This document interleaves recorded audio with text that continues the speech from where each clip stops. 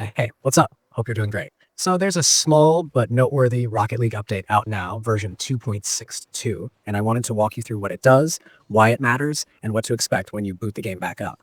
This one isn't a flashy content drop, it's one of those quieter builds that works behind the scenes to make the experience smoother for everyone in Flutter. And I think it's worth talking about because stability patches like this often fix the invisible stuff that frustrates matches more than any new car or skin ever could.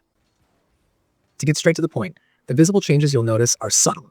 Faster matchmaking in some cases, fewer disconnects or sudden server hiccups, and general performance polish that can make high frame rate play feel a little cleaner. That polish from a handful of targeted fixes.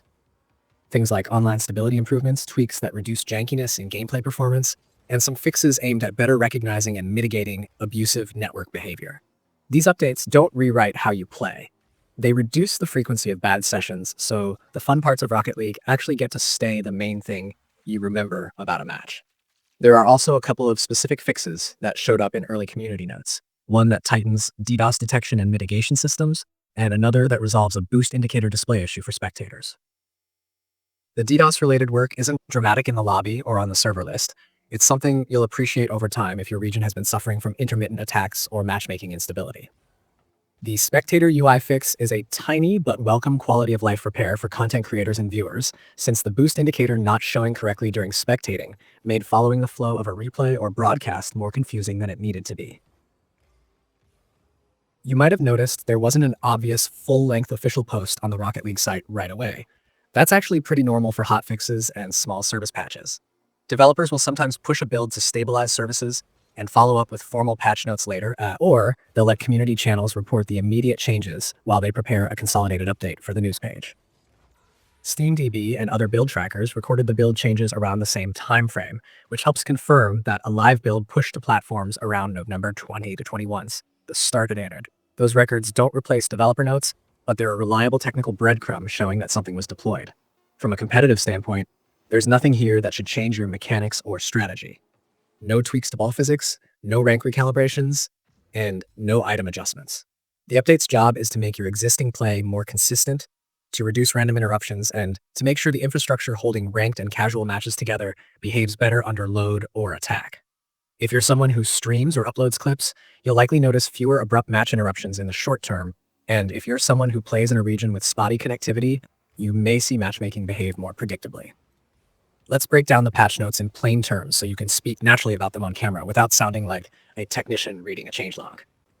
First, online stability fixes means server-side changes intended to reduce crashes, timeouts, or sudden connection drops during matchmaking and gameplay. Think of it as the engineering team tightening bolts in the network stack so that the game spends less time trying to recover mid-match. Second, general gameplay performance improvements are optimizations at the client or server level that help maintain steady frame rates and reduce microstutters.